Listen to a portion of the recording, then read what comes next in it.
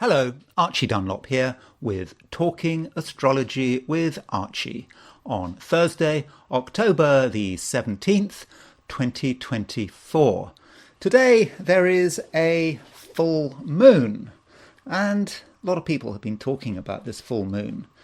They have perhaps been seeing it as being rather dangerous, and I've certainly looked at this full moon, and it's quite strong, and I can see cause for concern.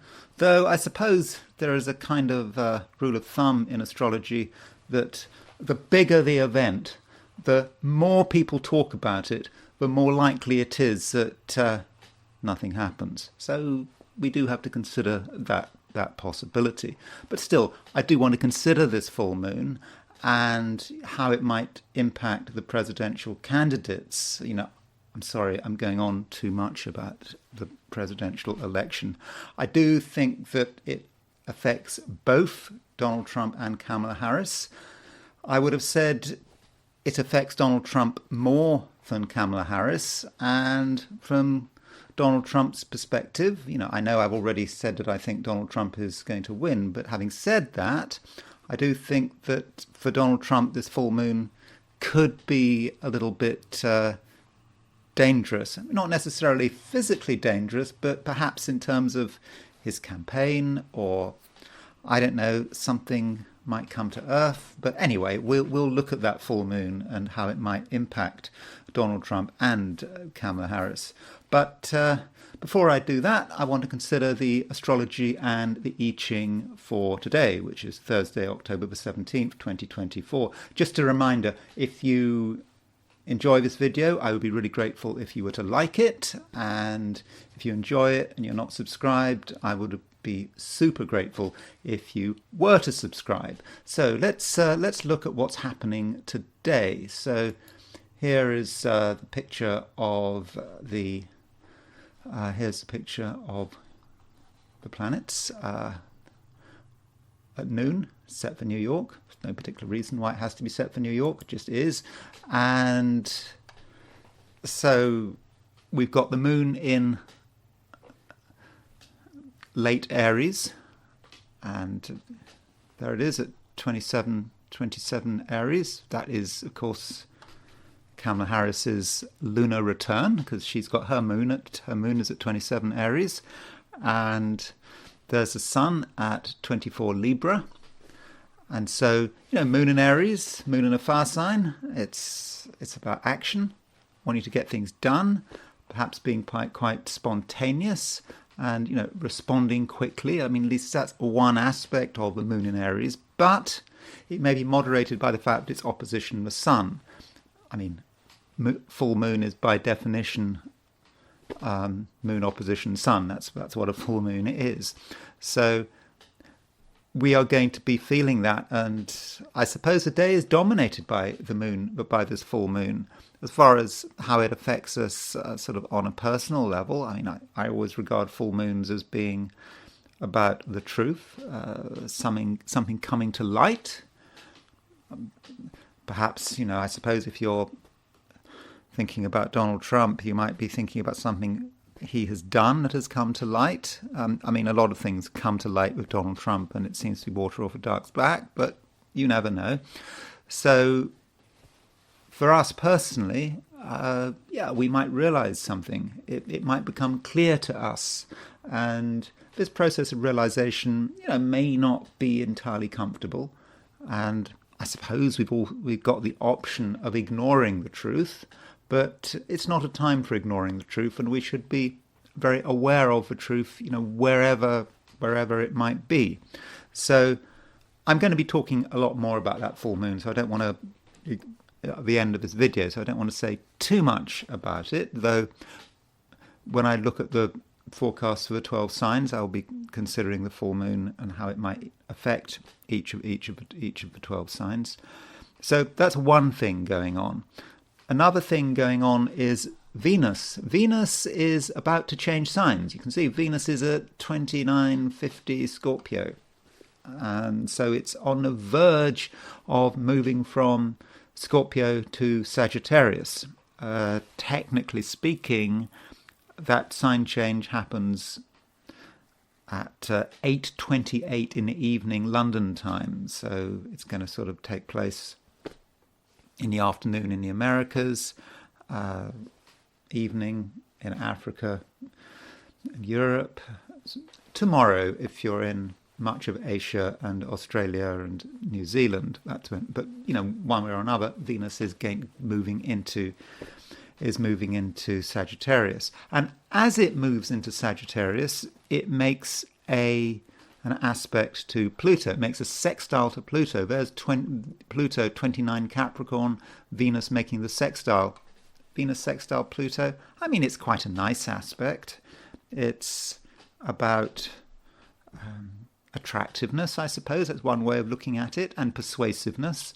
Venus is how we relate, perhaps on an emotional level, and sextile Pluto, we can perhaps come over as being a powerful, attractive people. And you could say the less said, the better, because Venus sextile Pluto, I would not have said is a particularly talkative combination. It's just about being yourself and tuning into the power of your personality and perhaps the power of your attractiveness. And another big aspect, or I mean, fairly important aspect in my opinion, is Mercury making a sesquiquadrate to Jupiter. So Mercury sesquiquadrate Jupiter, I do regard sesquiquadrates as being important aspects, 3/8 of the circle and 135 degrees. So Mercury sesquiquadrate Jupiter, it is about the struggle to say something. We want to speak. When we do start speaking, Mercury sesquiquadrate Jupiter, we may say too much. There is that danger. Once we start speaking, we may find it difficult to stop. But in a process, maybe we reveal more than we want to. And Mercury sesquiquadrate Jupiter. Jupiter is in Gemini in its retrograde. Jupiter is actually not in a great position here, and so Mercury sesquiquadrate Jupiter enhances that fact. And so we perhaps need to accept that we can say too much, and we can also think too much. Though you might say sesquiquadrate is just a generic aspect, and on the plus side, Mercury sesquiquadrate Jupiter may allow us to be quite optimistic. We can think beyond our situation and think about possibilities, but its impact may vary from individual to individual, from sign to sign. Now, the moon is in late Aries at noon New York, but it's in other words, it's getting ready to move into Taurus. And London time, I make it sort of 9 p.m. London time. The moon does move into Taurus, so that means this afternoon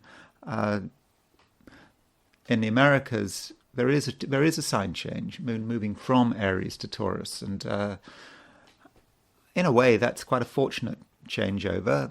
Moon moves into Taurus, the sign of its exaltation. So there may be a sense of grounding and stability, and there have not been any personal planets in Earth signs for quite a long time, and there may be a certain lack of grounding. When I say personal planets or social planets, by the way, social planets, I don't know. I was told that the social planets are Jupiter and Saturn, and the personal planets are Sun through to Mars, and then you've got the transpersonal planets. Yeah, we've got Uranus and Pluto in Earth signs, Uranus in Taurus, Pluto in Capricorn, but that doesn't really count in terms of evaluating the elemental balance of a day. So with the moon moving into Taurus, there may be a sense of grounding there, and of course the moon, more and more of us will experience moon in Taurus. First we experience it in the Americas, and then, at least in terms of subjective time, and then tomorrow the moon will move into Taurus if you're in Asia, Australia and New Zealand. But overall, I think the moon moving into Taurus is a good thing. Now, that chart is set for New York. You can see that the moon is at 27-28 Aries at noon, set for New York. Now, if we set that chart for Sydney, Australia, the moon is at 17 Aries. That just shows you the difference between New York and Australia or New Zealand or East Asia, that the moon is still in mid-Aries from an Australian perspective or a New Zealand perspective. So there is a slight difference of emphasis. I mean, the moon is the full moon is very much something that is still developing. If you're in Australia or New Zealand, it happens later in the day. If you are in that part of the world, but still doesn't matter where you are. For most of the day, I would have said the moon is in Aries.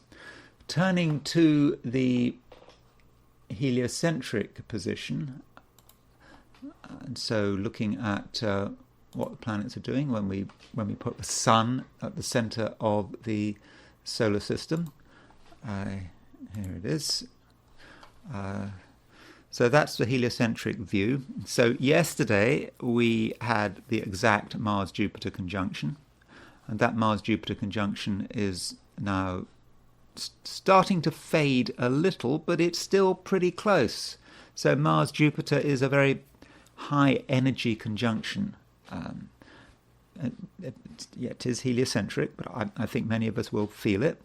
It does feel that there is a lot we want to do, and a lot of people feel that they just have to take action. It's just so important to do something.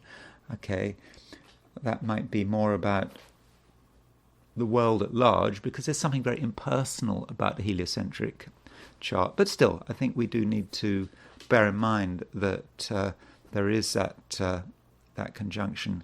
Now, there is some other stuff going on. Mercury is sextile Pluto. So geocentrically, we've got Venus sextile Pluto.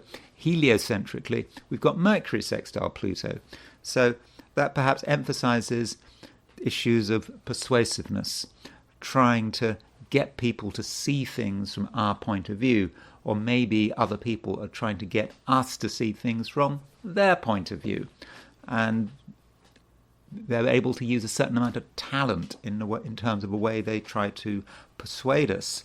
And another aspect we've got is Venus square Chiron. Venus square Chiron, I suppose there is a sense that some of us might not feel entirely comfortable where we are, who we're with, and we might feel that something is being neglected. Perhaps people are too into themselves, or too thinking about trivialities, and they're not thinking about the important issues. Maybe about not thinking perhaps about the suffering in the world. I mean, that is one way you might look at Venus square Chiron, and in terms of the way some of us try to relate, we may feel that we have to stir things up, force people to pay attention to issues which maybe they're ignoring. But overall, just some of us are not going to be comfortable with mere pleasantries, small talk, the back and forth of conversation. How are you? I'm fine. Everything's great. That kind of thing. Venus square Chiron might find that to be a little bit irritating. So that's the heliocentric picture. Overall, geocentrically, heliocentrically, there is a lot happening today. It is very busy, and this may be reflected in terms of my forecast of the 12 signs, but I can't go on forever, and I'm going to try very hard not to go on forever. Anyway, let's now look at the 12 signs. So these are my forecasts for the 12 signs for today, which is Thursday, October the 17th, 2024. Aries. Aries, you feel that there is a lot that you want to do. Heliocentrically, we've still got this Mars-Jupiter conjunction. And with this Mars-Jupiter conjunction, you feel that you want to take action, and you're going to not be satisfied with just doing nothing, twiddling your thumbs and toes. That's not going to be what makes you happy. You're going to want to do stuff. But I think you have to be realistic. There are things going on which may prevent you from acting in a free-flowing way that you really would aspire to. And of course, we've got a full moon, and this full moon, you've got moon in Aries, opposition with sun in Libra, and you could see that moon in Aries, opposition with sun in Libra, as being about you wanting to do things but being stopped, or having to spend time considering other people's needs or other people's demands, or just other people just perhaps blocking you. So try not to go too quickly. And I do really appreciate that you are going to be in a hurry. This full moon, we've got this, it's not just that heliocentric Mars-Jupiter conjunction. We've got the Sun square Mars, and that Sun square Mars does make you impatient. But I think you do have to be realistic. And with Mars in Cancer, you can't move too far from your base. That's how we can conceive of Mars in Cancer. You've got a base, you've got your fundamental security, and I suppose in a military, using military language, you don't want to overextend your supply lines, do you? So make sure that you're always able to go home. I suppose it's like, I don't know, it's like with a drone. You've got that home button, haven't you? When you can't see your drone, when you're going too far, when your drone is too far away, you press the home button, and the drone somehow magically is able to. Oh, I know it uses GPS and all that kind of stuff. It is able to return home. But perhaps Aries also, you need to consider what makes you powerful. Power is not just about having the ability to be assertive, being able to do what you like. Power is something perhaps a little more intense than that. Power is about developing a particular persona, and that persona is about perhaps quiet authority. Now, that might not seem suitable to you right now, but you can develop a persona of quiet authority, that somehow you're in the right place. You don't have to shout. You know everything. I mean, I know you don't know everything. None of us knows everything, but you know the things that matter, and you've got the experience and the wisdom to be taken seriously. And that is perhaps something that you want to cultivate. So perhaps you have to rethink how you get your way. Indeed, it seems that the more grounded you are, the more seriously you take yourself, and the more persistent you are, then the more you are able to assert yourself. But it's just done very quietly. So there are many ways to be assertive. There are many ways to use your power. And I think, Aries, a little bit of subtlety could go a long way. Taurus. Venus is changing sign. Venus has been in Scorpio for the last few weeks. And, Venus in Scorpio has been a bit of a sort of mixed blessing for you, hasn't it? I mean, Venus in Scorpio, Venus is in its detriment in Scorpio. Venus doesn't actually work very well in Scorpio, and it's been in Scorpio, which is of course your opposite sign. And so there may be times where you felt that you didn't have too much power vis-a-vis other people, and at the same time there was a lot of emotion flying around. But I think very often, Taurus, that emotion didn't feel comfortable, and it didn't feel particularly appropriate. And so with the Venus moving into Sagittarius, I do think that is in some respects a bit of a relief. I think that you can be sort of more open-minded, and there are things to explore which you perhaps haven't been able to explore in the recent past. Now, that Venus moving into Sagittarius, it takes place quite late in the day, and for many of us, we won't really feel that change until tomorrow, and that's certainly something I will be talking more about Venus in Sagittarius when I do my forecast for tomorrow. But perhaps we should be considering what happens to Venus, just before it leaves Sagittarius. Just before it leaves Scorpio. And what happens is it makes a sextile to Pluto. So Venus, in the absolute last degree, last minutes of Scorpio, does make a sextile to Pluto. And I think that sextile, Venus sextile Pluto, is probably quite useful, and it comes on the back of Venus making an opposition to Uranus. So a couple of days ago, you had Venus opposition Uranus, and now Venus is sextile Pluto. And I think that with Pluto, we are talking about change.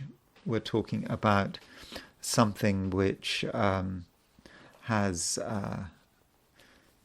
perhaps you feel it's run its course, and it's now time to move on to something else. And with Venus sextile Pluto, there may be a sense of personal transformation, a feeling that you've seen it all, you've felt it all, and now you can see what it was all about and why things are happening in the way they're happening. And I think that Venus sextile Pluto does allow you to be quite charismatic. And I think the key to your charisma is, of course, being able to understand other people. And I think you will have a good understanding of other people.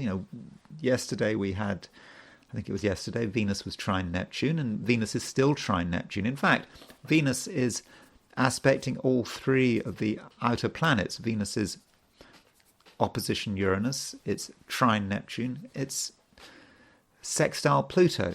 And so there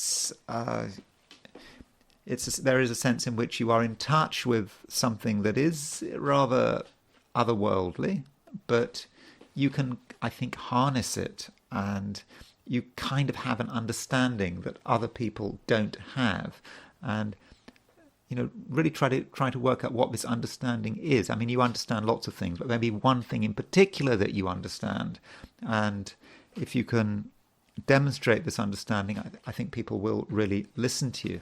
Now, we do have a full moon today.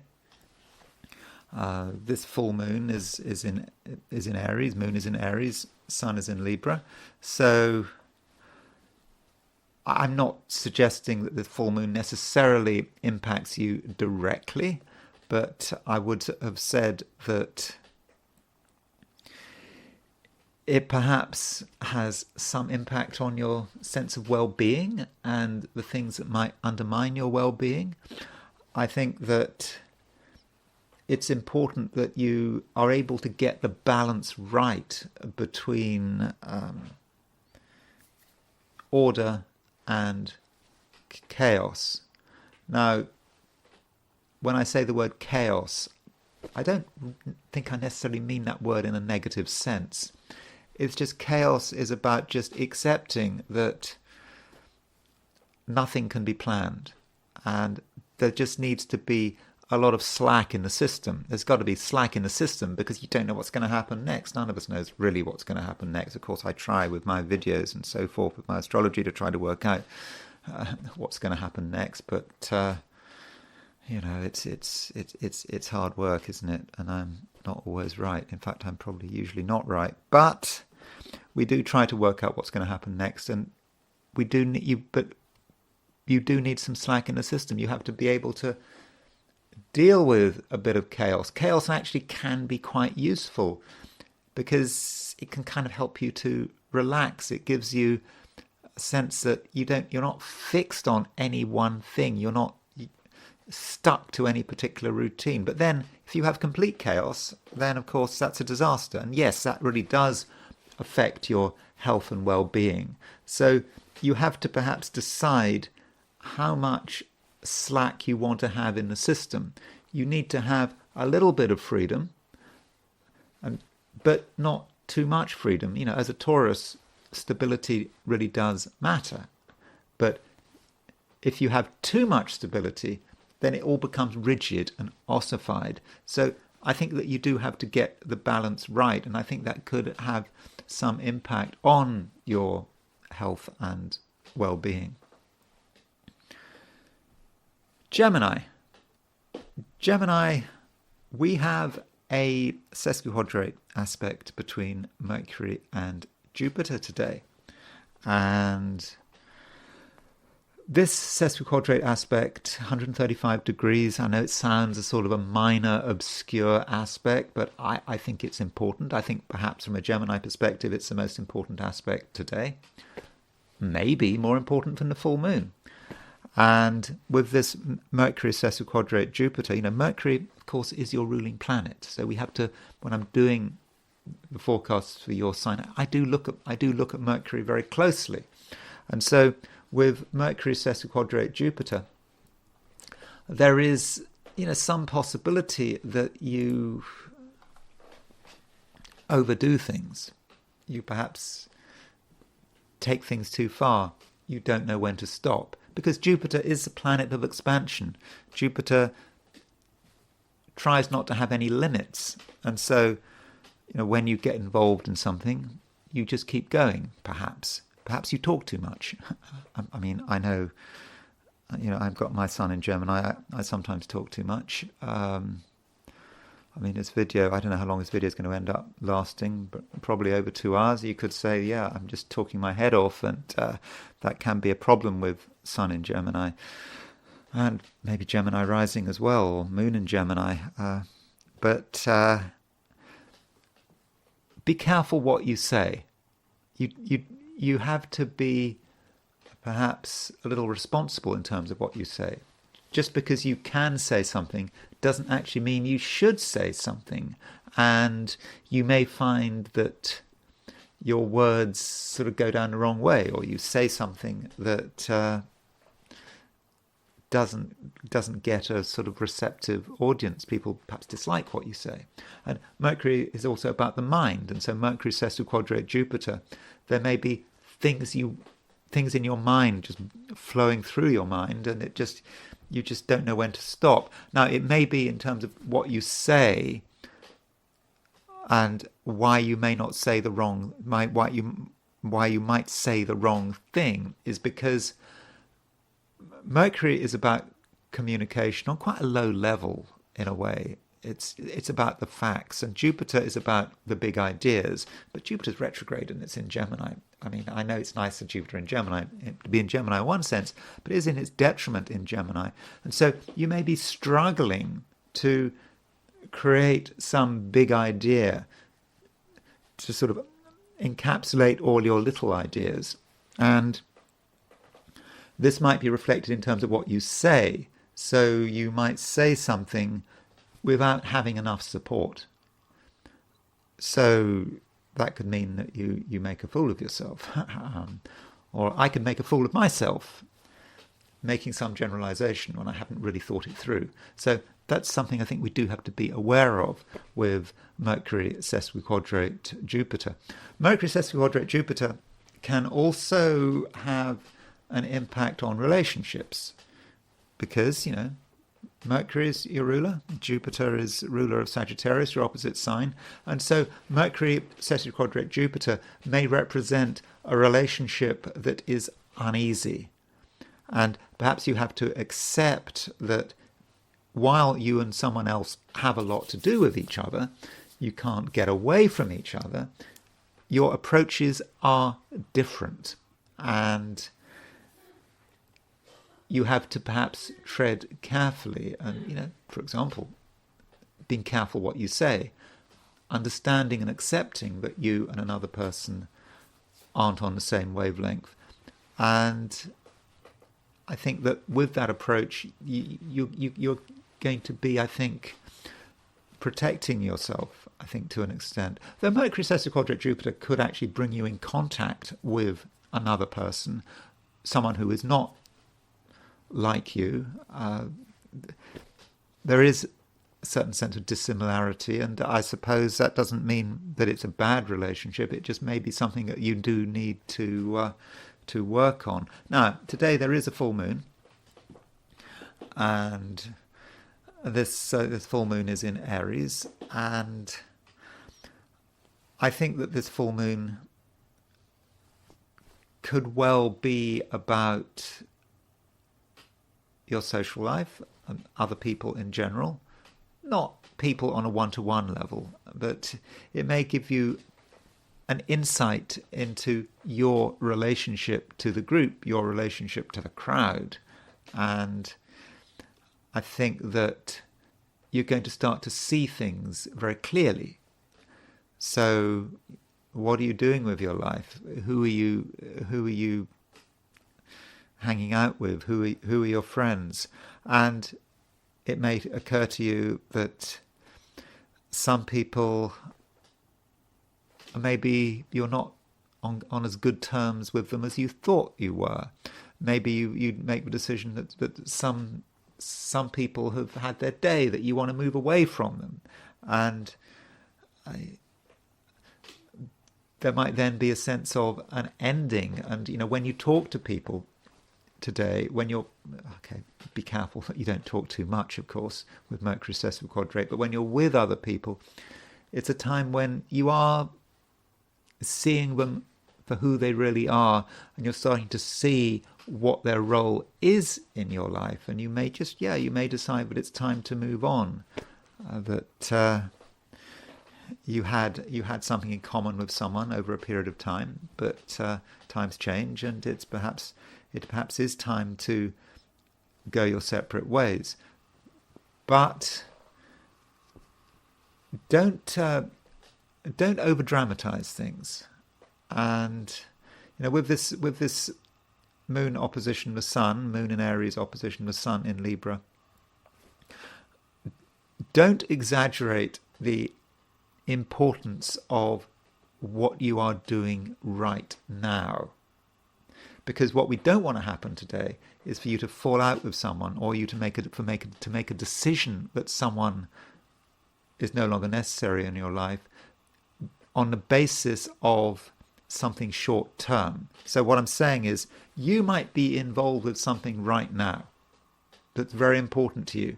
Well, it may not be as important as you think it is, but you may, and because of your current involvement, you may feel that certain people are not necessary. And so you might act in a way that maybe severs a relationship, but severs it in a way that is unnecessary. So when dealing with other people and managing your social life, don't get overwhelmed by the importance of what you are doing. You have at least got to try to be flexible, try to work people around your own projects. And I would have said that, yes, you might make decisions or feel you're making decisions about other people, but I don't think it's quite the right time to be making final decisions. I think that it's possible that something you're involved with right now that you're taking very seriously, in a few days' time, Gemini, things move quickly. It may not be so important to you, and it would be a shame if you fell out with someone because of some short-term obsession that you have right now.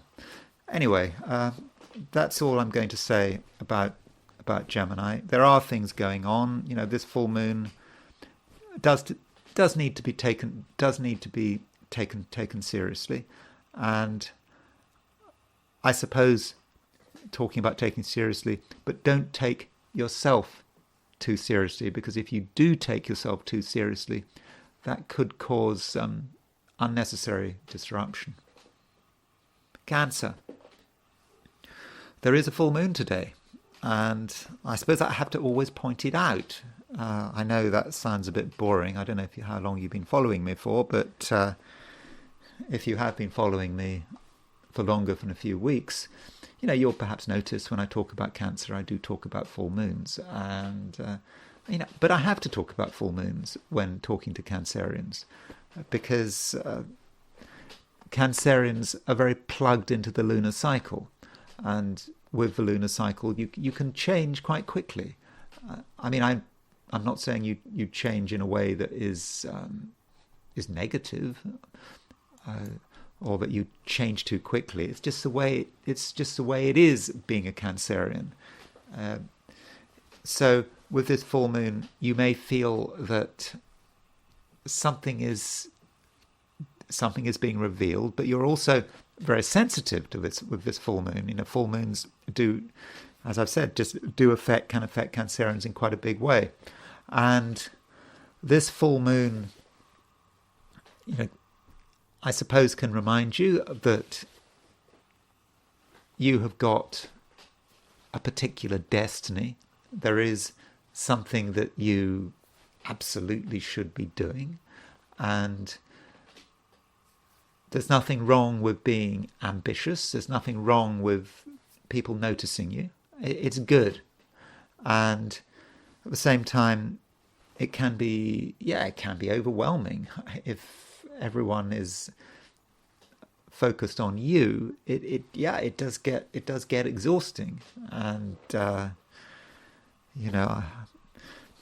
know that Greta Garbo was a Virgo and not a Cancerian, but Greta Garbo wanted to be alone, and I suppose there are times when Cancerians want to be alone.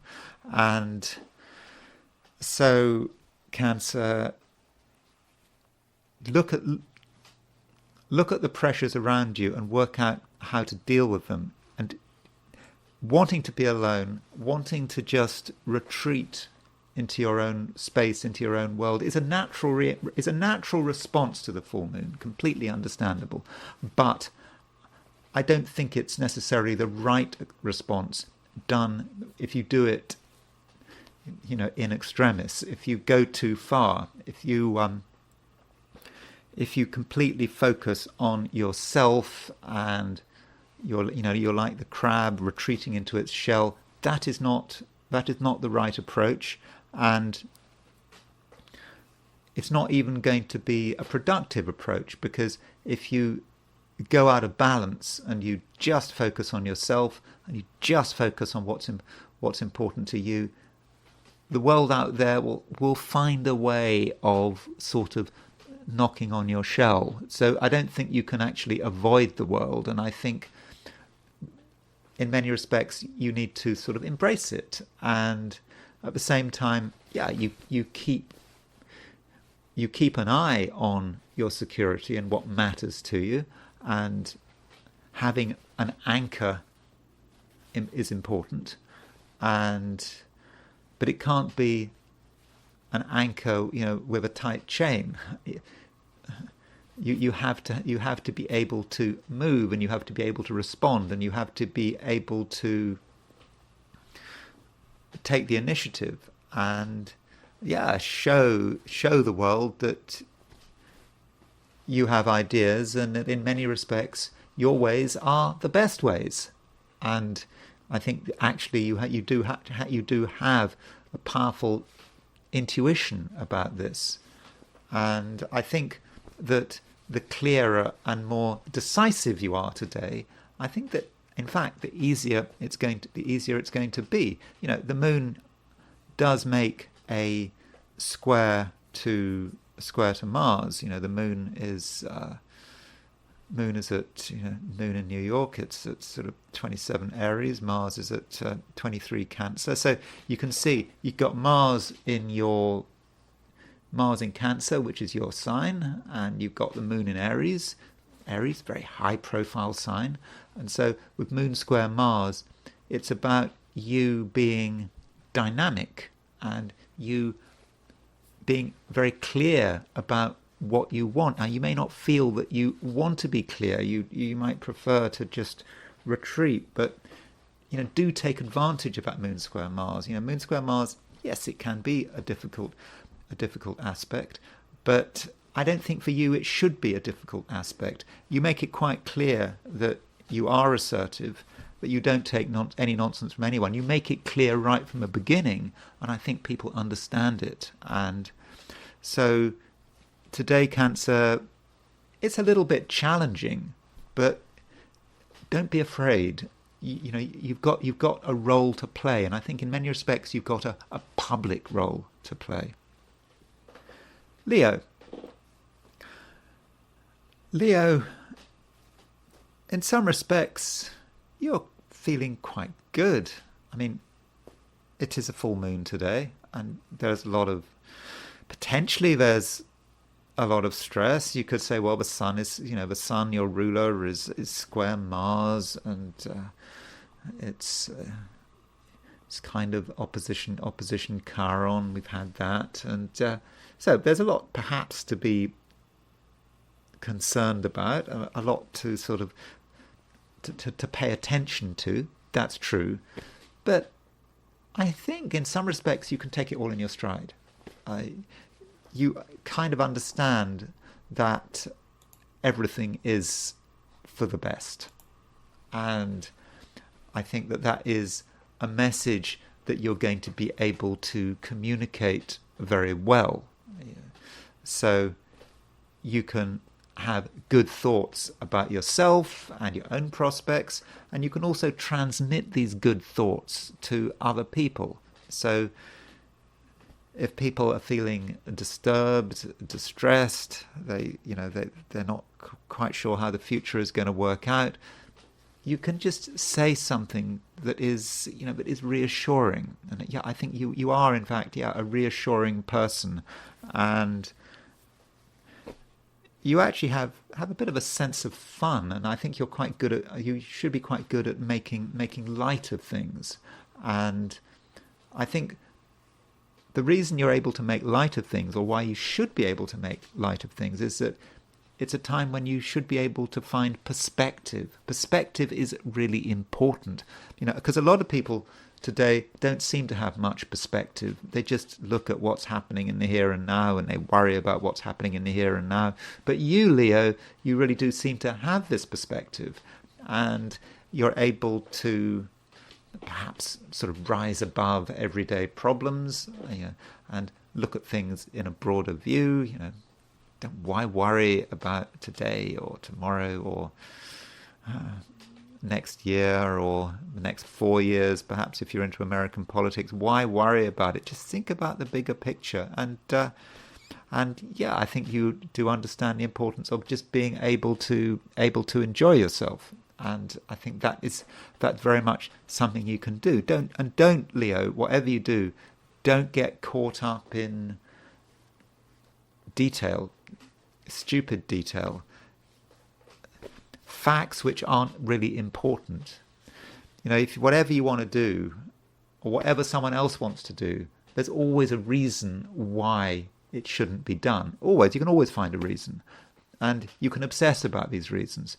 But Leo, I do think that you need to, move beyond that. So I think that is something you can do. And while the moon is in Aries, which is a fire sign, and you're a fire sign, and that just does give you the ability to see things from a wider perspective. And so with this full moon, I think that this full moon, in terms of what it means for you specifically, it is important because it does involve the sun, it does involve your ruling planet, moon opposition the sun. And I think that this full moon could be about the difference between the sacred and the profane. Profane. I think profane means things, literally means, correct me if I'm wrong, but I think it means things that are outside the temple. Profane, things that are of this earth that aren't particularly spiritual, but perhaps particularly meaningful. And I think it's important for you to make that distinction. And it sort of goes back also to what I'm saying is don't get too hooked up on trivial facts. And this full moon is allowing you to see beyond the disconnected facts that could hold you back, and it's allowing you to see things from a broad view. And perhaps you have to realize with this full moon that you've got a few things wrong, that you'd overemphasize certain details, and now you can move beyond it. And there's a sense now with this full moon that it's a call for action, perhaps. Now that you understand what's important and what's not important, or you should be. I mean, full moon is about opening your eyes. I mean, sometimes we don't want to open our eyes, but if you open your eyes, you can make the distinction. And I think that that should be able to inform you in terms of what you do next. Virgo. Virgo,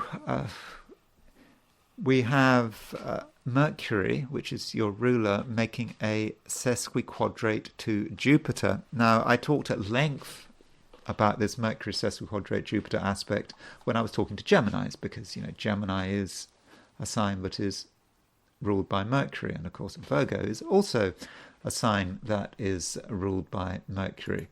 And with this Mercury sesquiquadrate Jupiter, I think that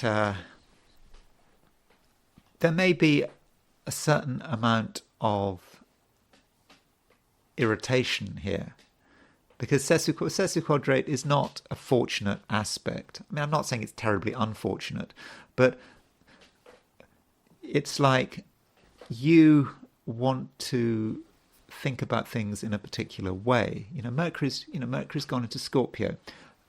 In many respects, Virgo, you're perhaps more emotional than usual with Mercury moving into Scorpio. You've got powerful thoughts which are informed by your feelings and by your memories, and you're trying to work things out in your own way.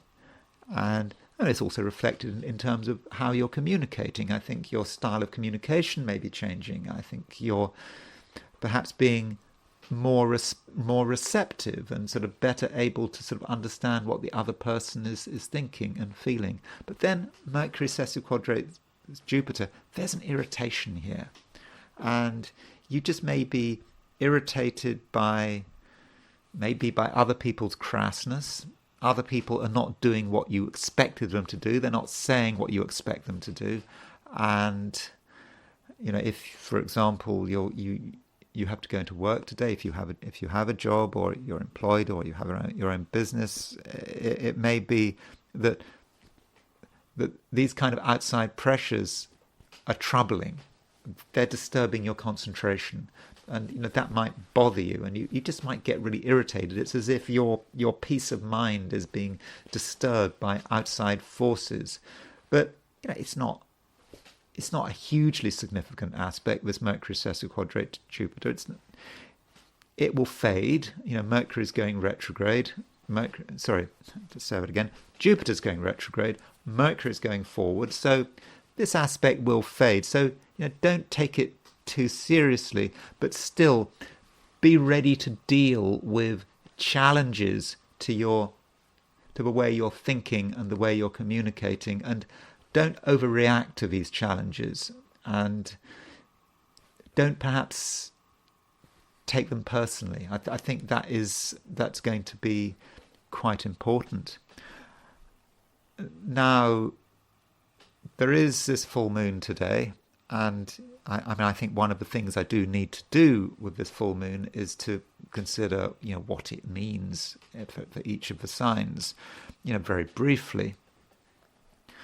And we've got the moon in Aries, and its opposition the sun in Libra. So in the jargon, that means that we've got a full moon across the finance axis of your chart. Aries for you represents complicated money, the money, perhaps joint finances, the money of trusts and legacies and wills, and wherever anything is complicated. The moon is the sun. Libra is a sign connected with just regular money, and this full moon is perhaps challenging financially. I mean, it may be, by the way, that money is of no interest to you, your money is all sorted out, and in which case what I'm just about to say perhaps has no relevance to you. But this full moon, for many Virgoans, could highlight financial matters, and could actually highlight perhaps how complicated money is. I mean, even if your financial situation is fine, it can still be complicated. And I think that might be one of the messages of this full moon. And it may be that you have to deal with aspects of your finances which are more complicated than expected. Your immediate response, how you would like to respond to the situation, is just to keep it simple. That's how Virgo wants to do it. Just keep it simple. Let's just look at the headline figures and let's not dig too deeply. But the challenge here is what you need to do is you need to ask questions. And if this is particularly the case when you're dealing with anything with money where someone else is involved, you don't know what other people's motives are, at least in the first instance. And you perhaps have to ask that. What does something mean? So look at the small print. Why does small print exist? So it's not, maybe it's not just about money. Anywhere, any situation where you're dealing with small print, where you're dealing with contracts and agreements, small print exists for a reason. And with this full moon, do look at the small print if you're signing any kind of agreement or contract, because every word of the small print is there for a purpose, and it's trying to get, in many cases, it's someone else is trying to protect themselves or is trying to take advantage of a situation, or person, maybe a company, it may be an organization. So just look behind the headline figures. Now, as far as relationships are concerned, the full moon might also be important in terms of relationships, because I think the full moon, the moon is in the 8th house, and of course the 8th house, the 8th house from a Virgo perspective, of course, from a Virgo perspective, the 8th house from Virgo is Aries, and the moon is in Aries. So the 8th house is about complicated emotions, not just about you and someone else relating to each other. It's just about complex, powerful emotions. And so if you're in any close relationship with someone, the complexities of it become clear. And I think the challenge is to go with the complexities. It's easier to say you want to keep things simple. You want to sort of not worry too much about the complexity of another person's personality, or even the complexity of your own personality. But in terms of having healthy relationships and making the most of any relationship you're in, or indeed, if necessary, I suppose, ending a relationship, sometimes relationships have to be ended. The challenge here is to really go deep into the emotional side of things and really try to work out what people are like and what their motivations are. I think it's not something you want to do, but I think the full moon is offering you the truth, and I suppose it's up to you whether or not you take the truth. Libra. Venus is doing some stuff today. Venus is in very late Scorpio, and Venus is making a sextile to Pluto, and having made that sextile to Pluto, it moves into Sagittarius. And I think that this is going to perhaps be important for you because of that special relationship between Libra and the planet Venus through rulership. So with Venus in very late Scorpio making that sextile to Pluto, Libra, I think you may have a certain sense that something is kind of coming to an end, that you're moving from one phase to another phase. And so there may be a sense today that today is somehow a bit transitional, and you haven't made the transition yet, but at the same time, in terms of the past, you're ready to make the move. And so perhaps you don't want to take on too much. But, with this sextile that Venus makes just before it leaves Scorpio to Pluto, I think that this sextile is certainly useful. I think that it's empowering. I think that you have a chance to assert yourself and assert your identity, and also able to assert what's important to you. I mean, maybe in quite a material sense. If something matters to you, it relates to your money or your security, or something's bothering you. Now's the time to say to say what's on your mind, and you'll be able to speak with great intensity. And I think that people will listen to you, and I think that you will be helped by the fact that maybe that Venus is trine Neptune. I think perhaps you're starting to understand something, and you're perhaps understanding maybe how people have behaved badly in the past, but now you see it and you're prepared to take people to task. Or you might notice that maybe you're owed some money, or you've been ripped off and you want to address yourself to the problem. And I think that with Venus sextile Pluto, I really do think you can. And at the same time, we do have this full moon. This full moon is important because the sun is in Libra, the moon is in Aries, so it's an important aspect, and it's affecting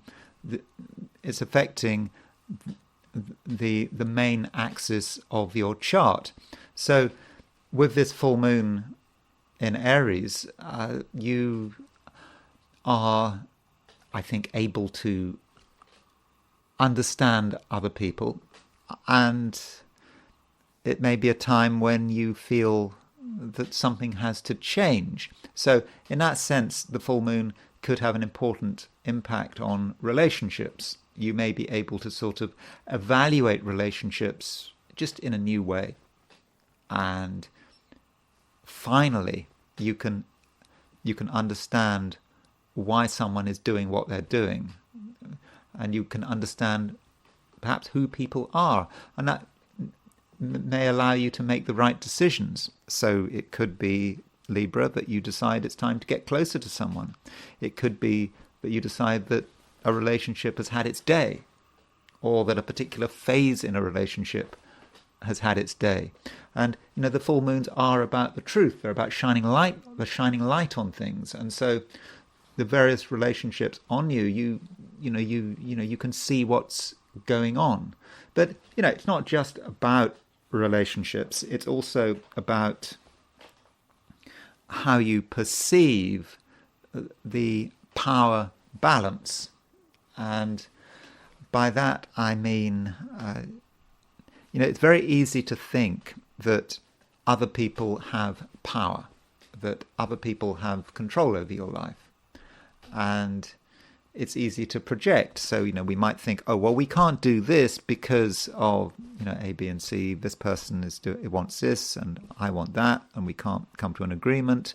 Or you might blame someone for holding you up.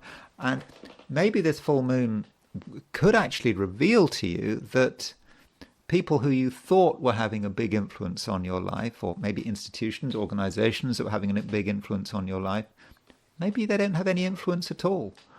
And maybe you're actually free, and that you've just been kidding yourself that you're under someone else's control. So I think that this full moon, if you're very honest with yourself, could actually be quite liberating. Now, I said that Venus is about to change signs. Now, Venus does move into Sagittarius. Well, it moves into Sagittarius at London time at 8:28 p.m. So, that is very late. And if you're in Asia, Australia, New Zealand, it's really, Venus is more about moving into Sagittarius. So it's more about tomorrow. And I'll be talking about that in tomorrow's video. But, it's certainly if you're in the Americas, for half the day, pretty much, Venus will be out of Scorpio into Sagittarius. And so if you're an American Scorpio, or even perhaps a European Scorpio, if you're up late, then you might feel that there is a change. And I would have said that it was a change for the better. You feel a sense of freedom, something that has been holding you up or that you've been stuck on. There may be a sense of a shift, and there may be a greater sense of a sense of excitement that finally there is some action going on, and also it's about your freedom, because Sagittarius is a very freedom-loving sign. But I'll be talking about Venus in Sagittarius when I look at your sign in tomorrow's video. Scorpio, Mars makes a conjunction to Jupiter heliocentrically. So yesterday we had a heliocentric Mars-Jupiter conjunction, and I don't know how you felt about it, whether it had any impact, but that Mars-Jupiter conjunction is still very much in operation. Remember, heliocentric, not geocentric.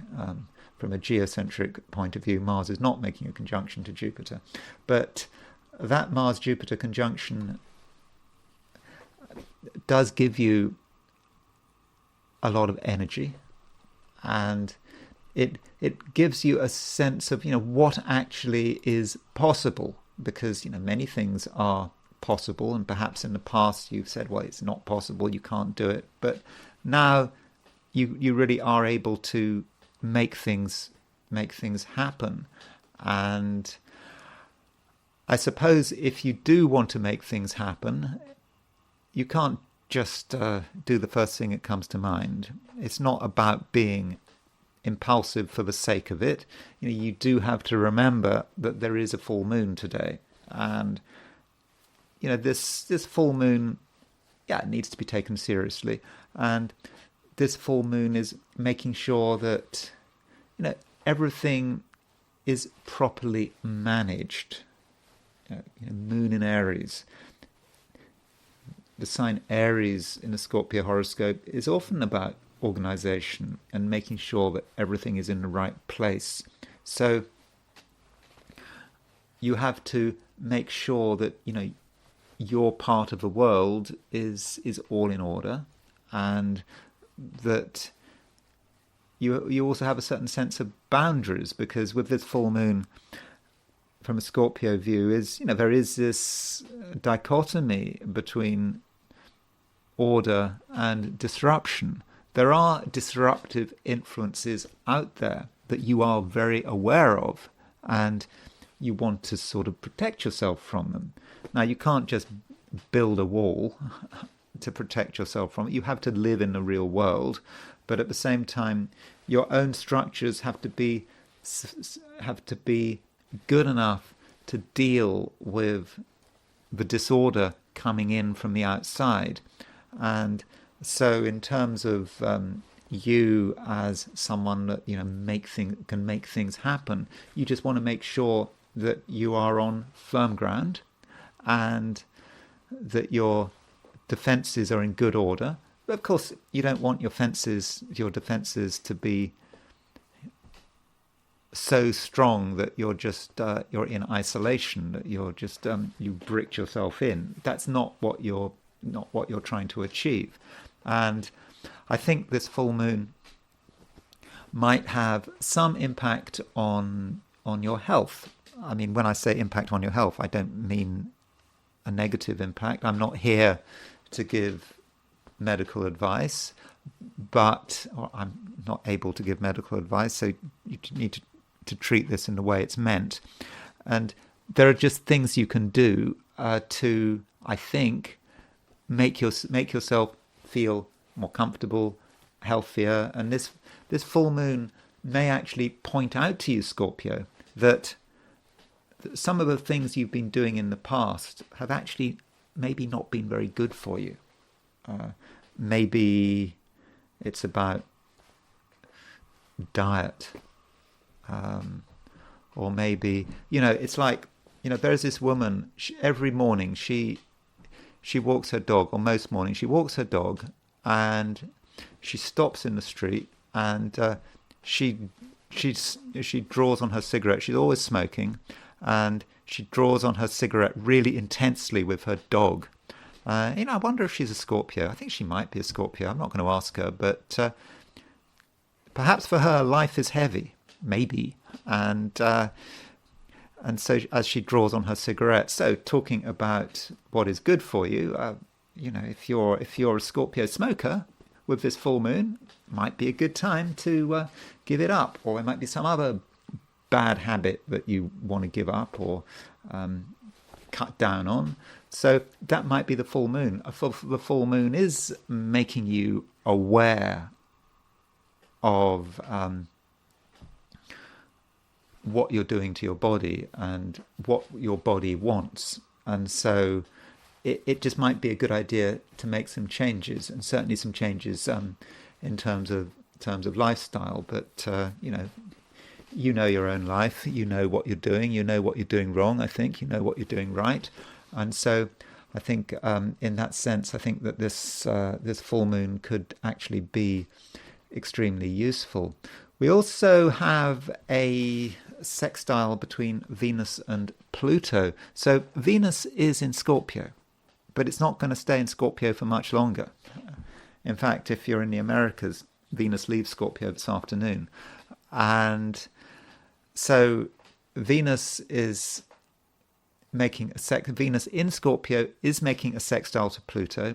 And I do think Scorpio, that could actually be quite useful in terms of how you express yourself, how you get your message across. And it may be that it feels like there's a last chance to say something, or a last chance to give an impression. And that may be something you need to do today, or would like to do today. Perhaps you feel that someone hasn't quite understood something, or the world hasn't quite understood something. And perhaps with that Venus trine Pluto, it could be like a parting shot, something you do at the last moment, almost the last thing you say, the last thing you do, your last gesture before you move on to something else.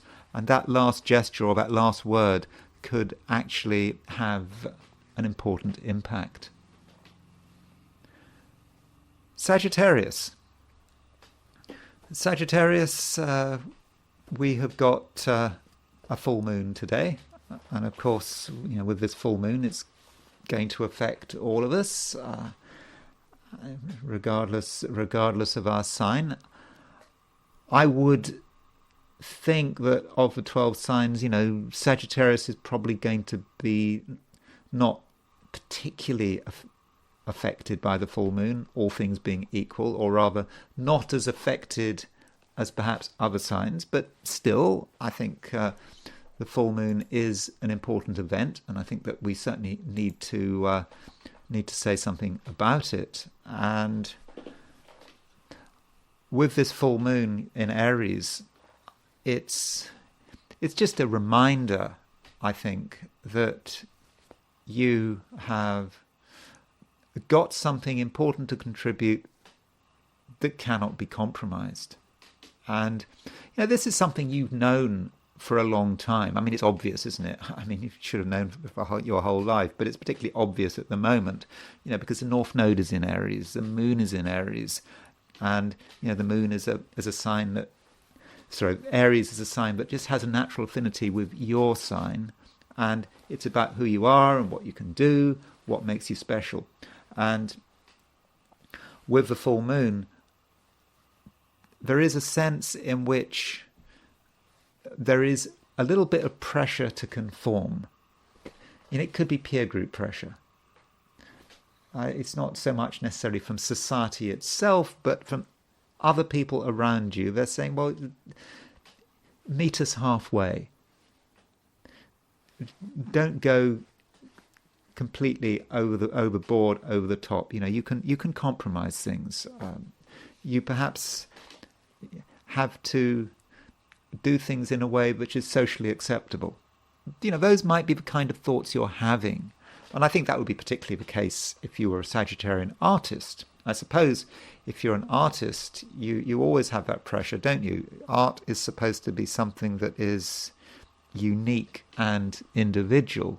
But I suppose from a sort of a commercial point of view, art has to be sold.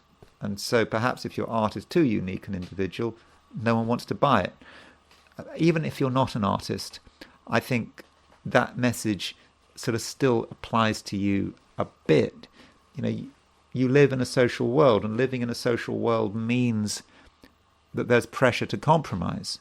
But I think today, not just today, the next couple of weeks with this full moon, I think you need to think very carefully about whether compromise is the right thing.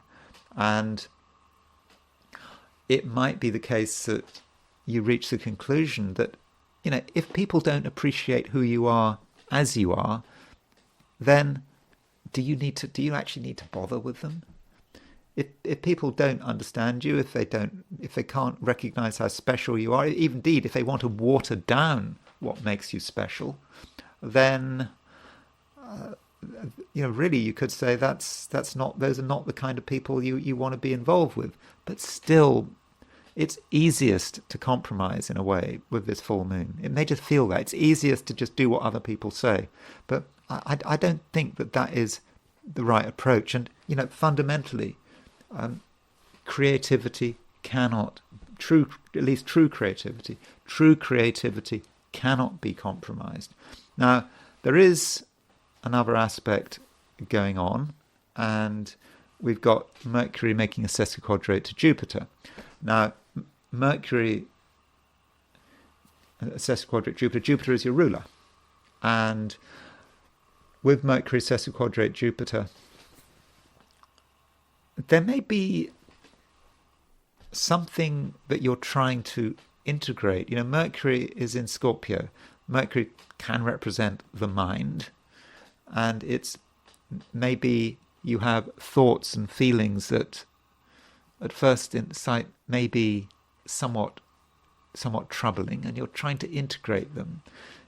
You want to go fully in one direction, but you can feel something, and you feel that perhaps you need to pause and work out what's happening. And I think your hesitancy might have some value.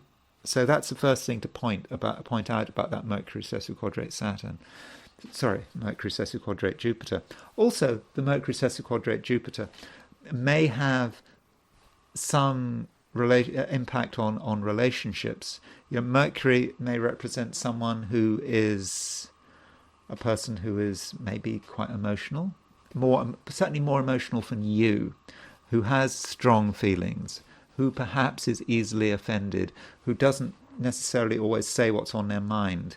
And who is this person in your life? Maybe this person isn't in your life. It may be a partner. It may be someone who you have a lot of dealings with. But when you're dealing with people one-to-one today, try to assume that they are emotionally fragile, emotionally sensitive, and that they're quick to take offense on an emotional level. Just make that assumption.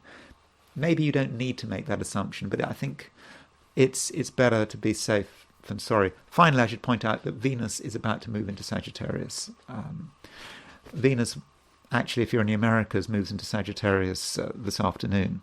And this is certainly good news. And it does make things a lot easier for you. But I'm not going to talk about it today because, for some Sagittarians, Venus doesn't move into Sagittarius for everyone. It moves into Sagittarius late this evening. If you're in Europe, if you're in Asia, Australia, New Zealand, Venus moves into Sagittarius, tomorrow. So I think I just want to say it's good news, Venus moving into Sagittarius, and I'll talk about it in detail tomorrow. Capricorn,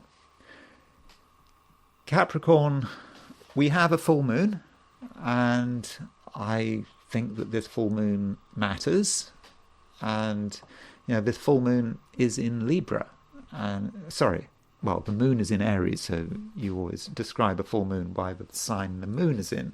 So in fact, it's an Aries full moon, and this Aries full moon certainly has an impact on you, and it might be connected with some of your priorities, and there is a temptation with this full moon to think that there is pressure, that in the end you have to give in to outside pressure, particularly if that pressure comes from sort of organizations, or perhaps if you're working, maybe a job or a business, and there's pressure to do things in the right way, and there's pressure to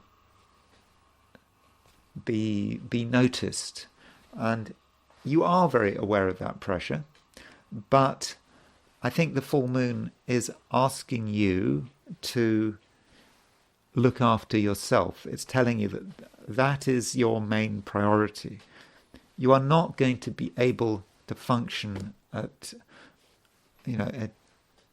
on maximum, or you're not going to be able to function at peak level if you are all over the place, if you are spending all your time doing things for others. You have to start with yourself, and I do think that the full moon needs to be a time when you are very assertive about your own space, and you have to work out what your own space means.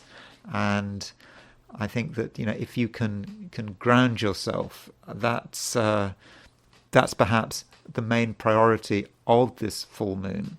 And the full moon may be connected to housing, real estate, land, property, and your relationship to it. And I think that you're going to feel a need to be grounded and to be in touch with the sacred earth. That could be one way of looking at it. And if we're talking about sacred earth, reminder, there is no earth in the sky at the moment, unless you count Uranus and Pluto. It's true that the moon does actually move into Taurus this afternoon. Well, it does move into Taurus late in the day, depends on your time zone. I don't really want to talk about moon in Taurus today. I want to talk about that more in my reading for tomorrow. So that does create a change, but is perhaps a reminder, as the moon is about to move into Taurus, that there is a certain lack of grounding, and that somehow Capricorn, you as an earth sign, grounding is very important to you. And with this full moon, this perhaps should be your main priority. And your view, your unique view, is important, because your view is the right view, and your ideas about how to be different do matter. Don't worry about other people's ideas about what it means to be different. You have something very unique to contribute. You cannot contribute anything that is unique if you are just doing what you're told. If you are just responding to outside pressure, you're going to go here, there, and everywhere, and you're not going to be particularly happy about the situation. So I think that is something you really do need to bear in mind. And if you do have a career or a business, it may be a time to actually rethink it, because something is beginning to become clear, and you're seeing things for the first time in the daylight. That's maybe how it feels like, because I suppose it could be the moonlight, but it's clear. The truth is right in front of you, and And also, while this is going on, remember that this full moon is is in Aries, and it's opposition to Sun, and the ruler of Libra, the ruler of that sign at the top of your chart is Venus, and Venus is sextile Pluto, and that Venus sextile Pluto for you may give you a sense of renewal, and a feeling that you can actually look at what you are doing and look at the whole way in which you have put forward your ambitions, and said that something needs to change, something needs to give, and perhaps your relationship with authority figures needs to change as a result of a full moon. And ultimately, Capricorn, the real authority figure is you, and you don't have to be too worried about authority figures, because you're the final authority. And perhaps you should today, as a result of this full moon, you should regard yourself as the final authority. Aquarius,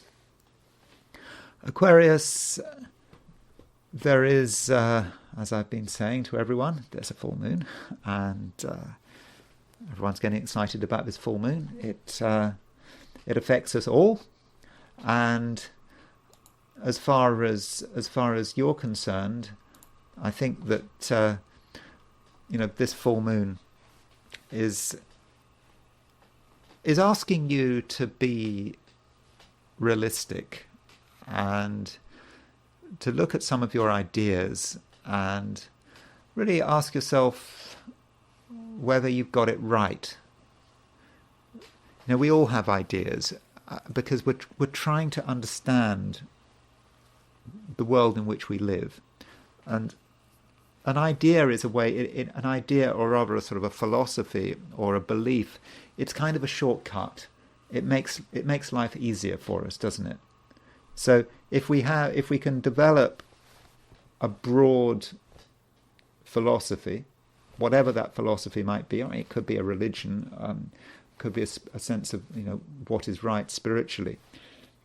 That means we don't have to make decisions anymore, because our philosophy is making all our decisions for us, and that kind of makes things easy. And I think that perhaps there's a temptation for some Aquarians to sort of go down that road, to sort of think that you can just surrender yourself to some belief system. It doesn't mean you're surrendering yourself to any person or any group. It may be a belief system that you've worked out in your own way, but it's still a belief system. And I think the challenge here with this full moon is to look at threats to that belief system, to look at things which don't make sense. You believe that things should be moving in a particular way, yet you see something that doesn't make sense. You kind of want to sweep it under the carpet, but you can't sweep it under the carpet. I mean, at least if you're honest with yourself, you wouldn't sweep it under the carpet. And it may be that you're going to come across things which question some of your beliefs, and that's not comfortable. But I think the full moon is asking you to accept those questions, and perhaps to consider the possibility that you perhaps have to loosen up in terms of what you believe in. Or perhaps it's not even useful to have belief systems. I mean, it's very nice to have belief systems because it makes things simpler, but belief systems can be very destructive, and at the same time they can narrow our outlook. So Aquarius, be ready to look at the facts as they stand, and not to use your scripts. In a way, a belief system is a script. To use your scripts to make sense of the world, I don't think that is actually the right thing to do. So that's a full moon. I do think that full moon could be quite important, and I think it's asking you to in a way, to come down to earth and to look at reality, not the abstract theory of ideas. And aside from that, I do believe that you do have something unique to contribute over the course of the day, and your unique contribution is quite original, and you may actually be surprised by your own originality. You start to understand things in a way that is different, and I think it's all about letting go of some of your beliefs. As soon as you let go of some of or you become a little more flexible with some of your beliefs, that allows you to see the world in a new way, and it allows you to tune into something that really does make you really different. It makes you an individual, and I think that is something that really can happen today, and it is a challenge, but I think it's a challenge that you're able to handle. Now, another thing going on today is a sextile between Venus and Pluto. And this Venus sextile Pluto may give you pause for thought. I mean, I think it's quite a pleasant aspect, Venus sextile Pluto, but it may make you sort of rethink some of your ideas about your direction. You have been sort of moving in a particular direction, and it sort of seems to have been okay, and it may be that the people around you were supporting your direction, but as Venus moves to that sextile to Pluto, it makes you think about it again, and you're perhaps realizing that something does need to change, and it's a change that you're able to put into practice very easily. It's certainly not a great effort. It's a change that doesn't have to be advertised, but just by having a change of approach, then I think that you can move on to ground that you actually feel very comfortable with, and you feel that it's very much a part of what you want for the future. But maybe I'll be talking about that more in my video for tomorrow, because it's tied up with the fact that Venus is moving into Sagittarius, and I think that Venus moving into Sagittarius, Aquarius, is going to have some impact on you, and your ideas about your future, may change a little. I mean, I don't think in a dramatic way, but I think it's something that I need to comment on. But anyway, I'll talk about that tomorrow. Pisces, we have today a sesquiquadrate between Mercury and Jupiter.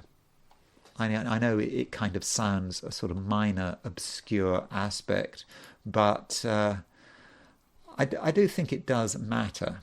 And, it's because, Jupiter is your ruler.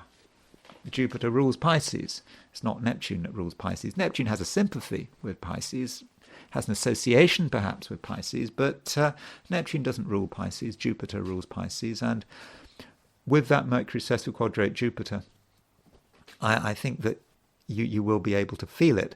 So what's that about? It could be about a challenge. A challenge may not come from anyone else. It may come from you.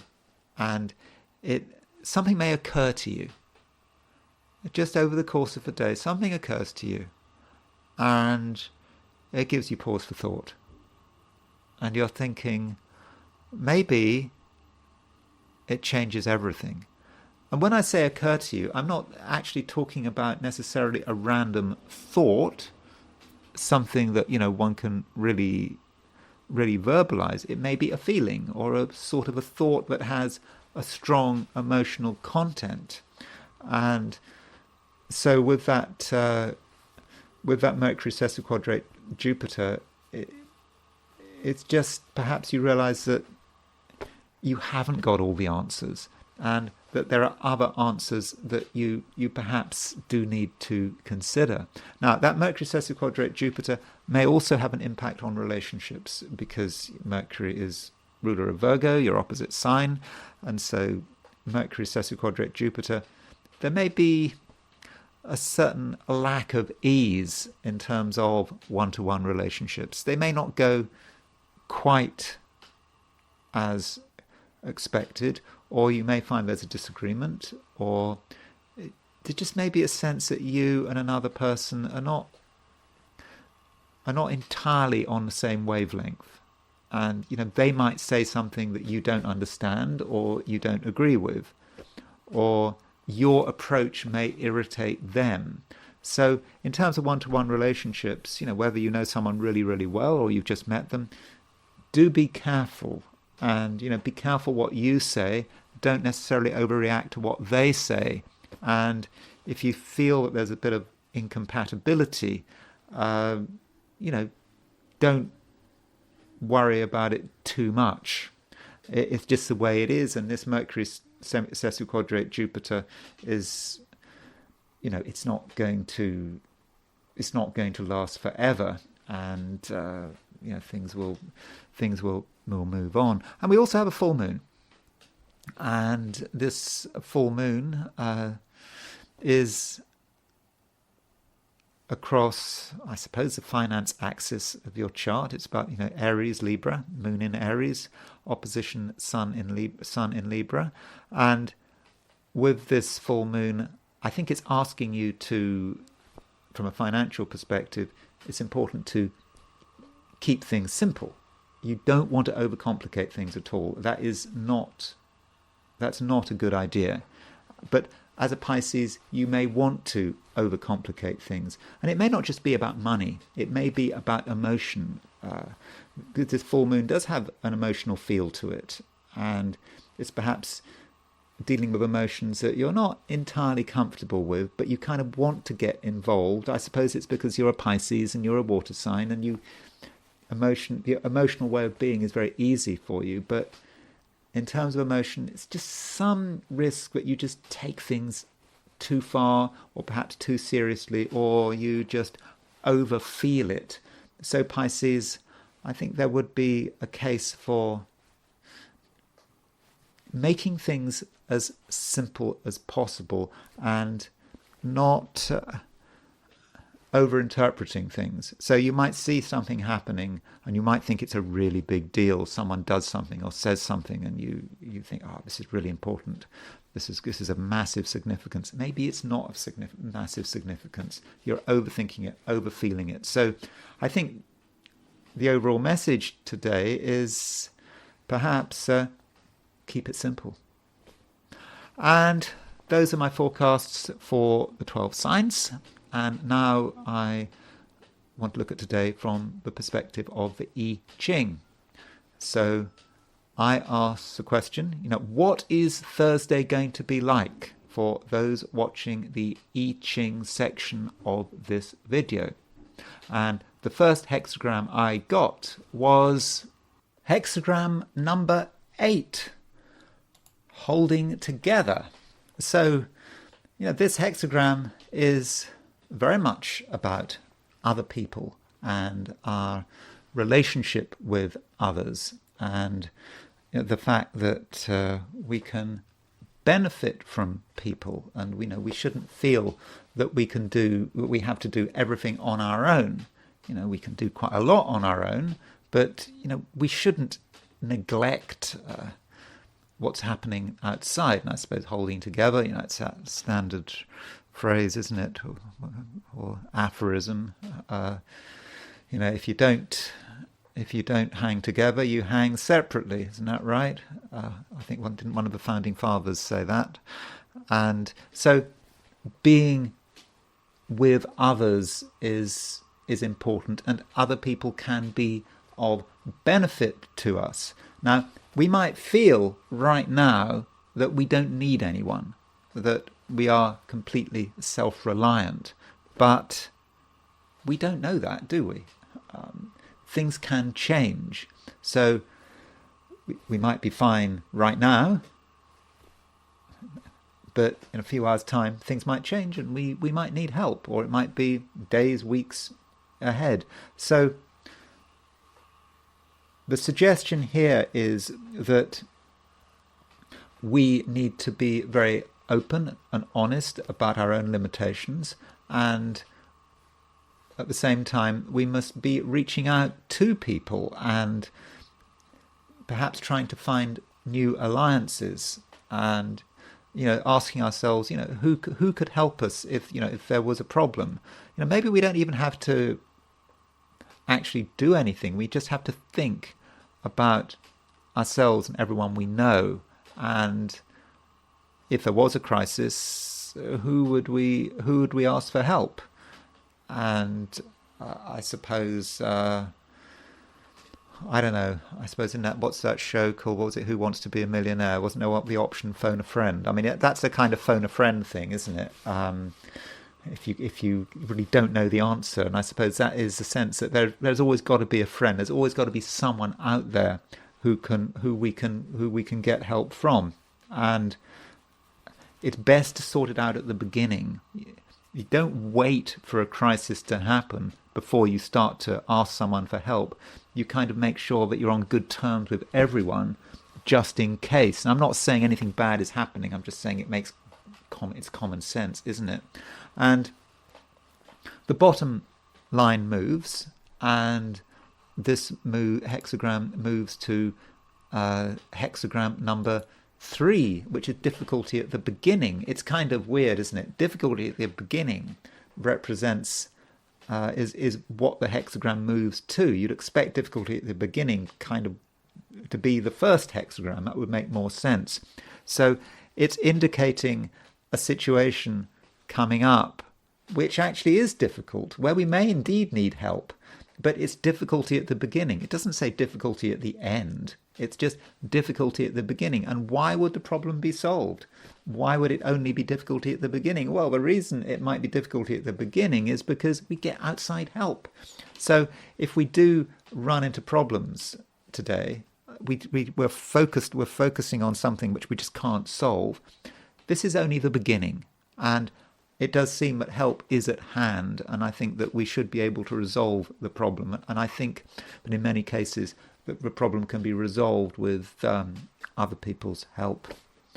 And now I want to look at the full moon. The full moon, which a lot of people are excited about. I think someone wrote a comment, I don't know, maybe it was a month ago. There was a certain amount of panic in the comment, or at least it felt there was a certain panic in the comment. They were very concerned, and they were concerned about how this full moon would affect Donald Trump.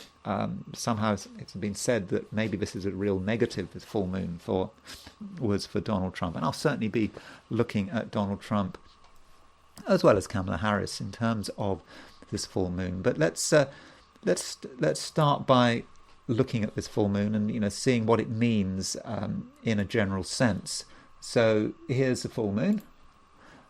London time, it takes place 12:26 p.m. Around lunchtime, very early afternoon, and this full moon is you can see that it's in the full moon is in Aries. Now, in some respects, it is a difficult full moon because it's so linked up with Mars. So, there's Mars at 22 Cancer. There's the Sun Moon opposition at 24 Aries plays 24 Libra. So it's not exactly on Mars, but I think it has a Mars feel to it, this full moon. It just feels that it's quite an angry full moon, I would have said. And it may feel that things are coming to a head. We're seeing the situation for what it really is, and we are annoyed. And that might be a way we feel about it. And it's also linked with Chiron. And so Chiron, there we've got the full moon, Chiron, square, there's Mars. So there's a real T-square there. And I suppose if you use wide orbs, you could actually throw in a grand cross if you throw in Pluto. So I think for the world at large, there is a certain amount of conflict. and people getting annoyed, and sort of on a personal level, I think with Chiron there, I think there are so many things to get angry about, and I think many of us are perhaps feeling angry about injustice, because I think when you see Chiron there, you think about the wounded healer, and someone is suffering out there, and this full moon hitting Chiron, we feel it personally, even if it's not us suffering. It may be people suffering somewhere on the other side of the world, but we can feel it, and perhaps we feel that we need to do something about it. And Chiron is also the maverick. Chiron wants to do something different. And if something isn't right, then Chiron wants to respond. So that may be one way of looking at the full moon. Now, the full moon isn't entirely negative. I mean, there are some nice things about this full moon. One thing you can do with full moons is, just see what midpoints they're on. So from a midpoint perspective, let's just do this is the 90-degree dial. Remember, conjunctions, oppositions, squares, and oppositions, they're all shown as conjunctions, and semisquares and sesquiquadrates are shown as oppositions. So let's just see, what kind of midpoints the moon is on, and what we see about this moon. And so one nice thing about this moon, see, I put the dial on, there's the sun and the moon, is this full moon is on the Venus-Jupiter midpoint. It's aspecting the Venus-Jupiter midpoint. And so, Venus-Jupiter are the two benefics.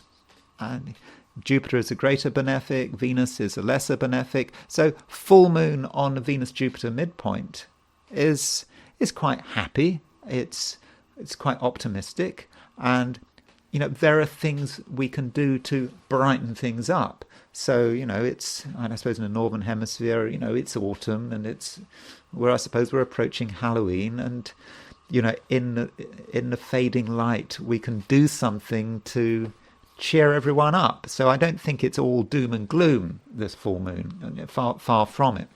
And we also have this planet Zeus. Now, Zeus is a hypothetical planet, and Zeus is actually really, really close to aspecting the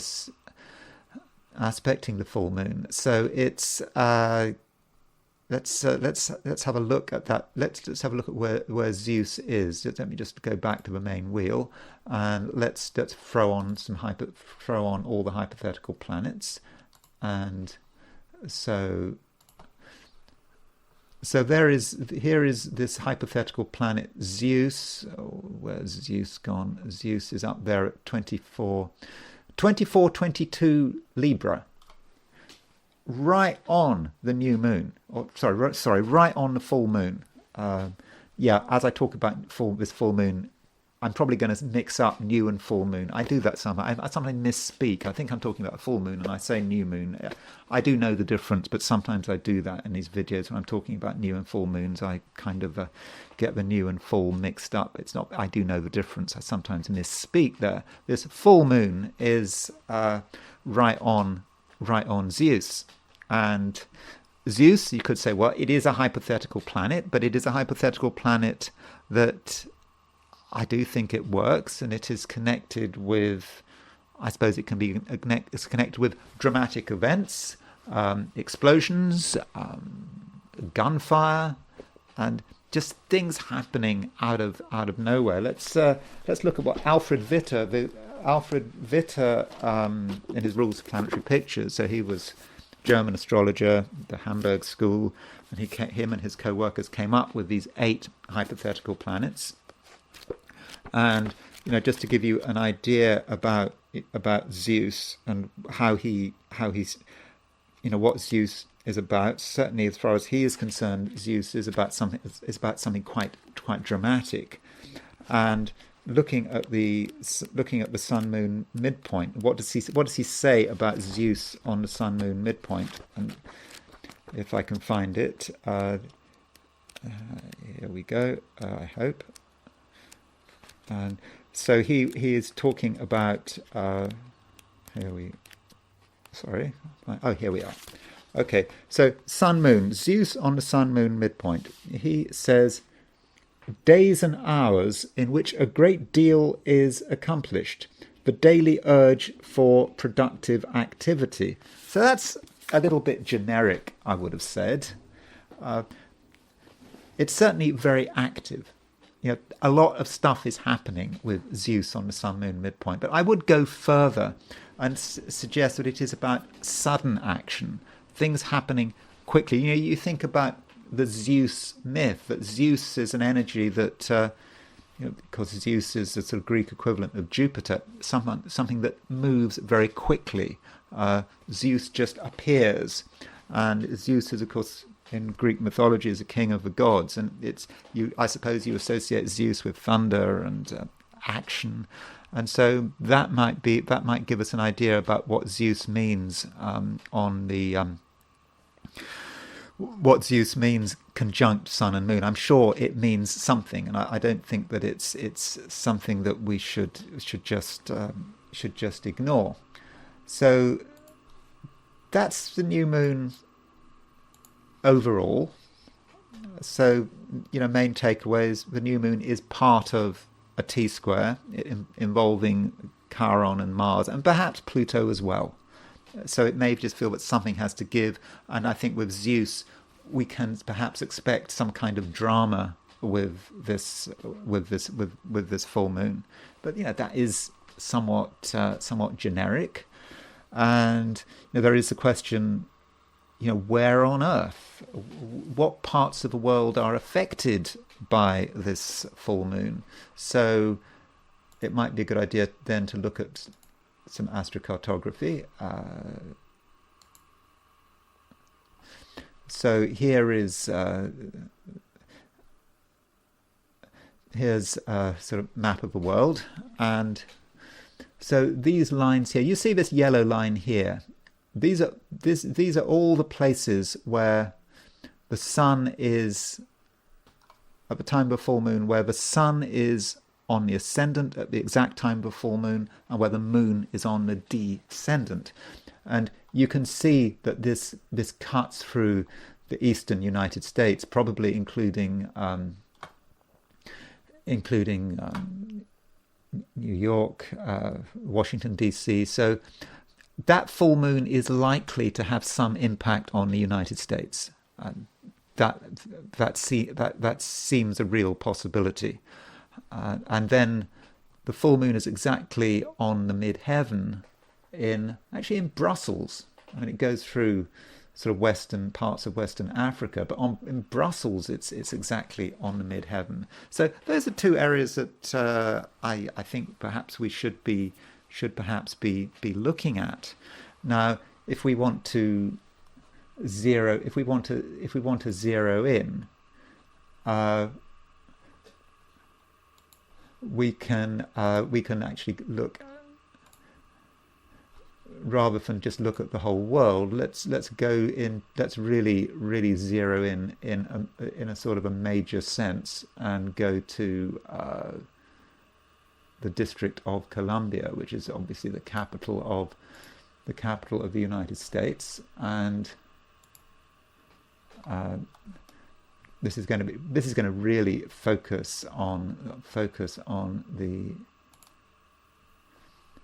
There is the District of Columbia, and this is the yellow line where the sun is conjunct the ascendant and the moon is conjunct the descendant. You'd look how close it gets to Washington DC. Now, Washington DC, as it's the capital of the United States, this full moon is really indicating some big shake-up here, I think.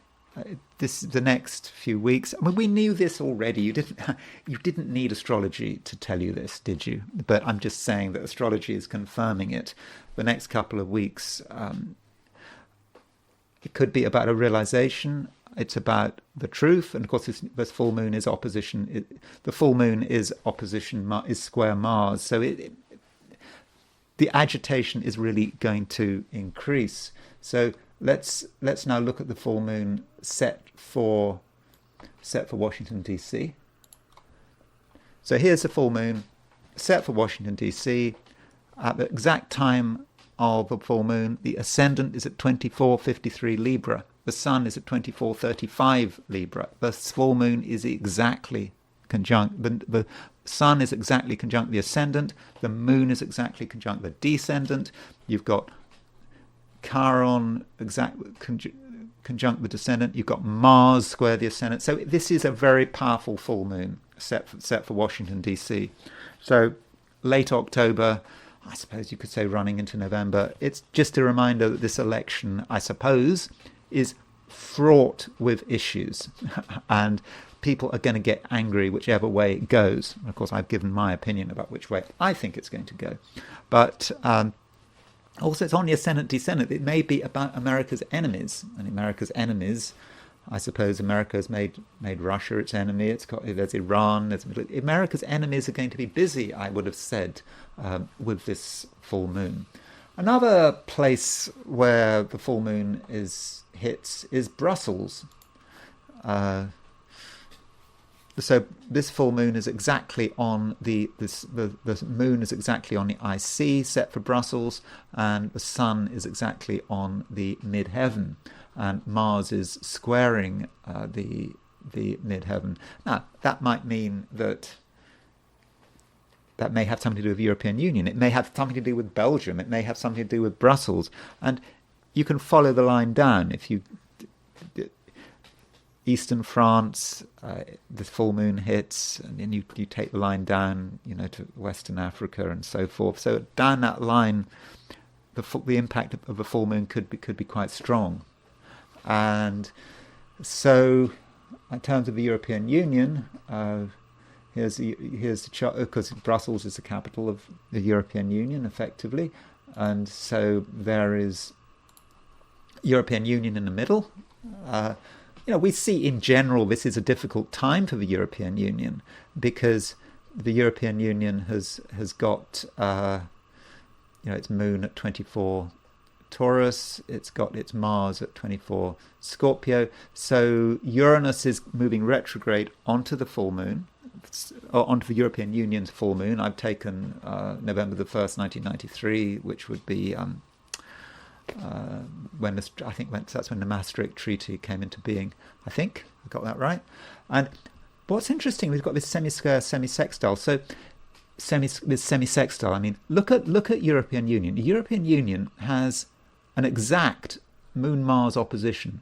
2420 Taurus plays 24/6 Scorpio, and this full moon is at 2435 Aries. So this full moon is exactly semi-sextile, the exact Moon-Mars opposition in the European Union's chart.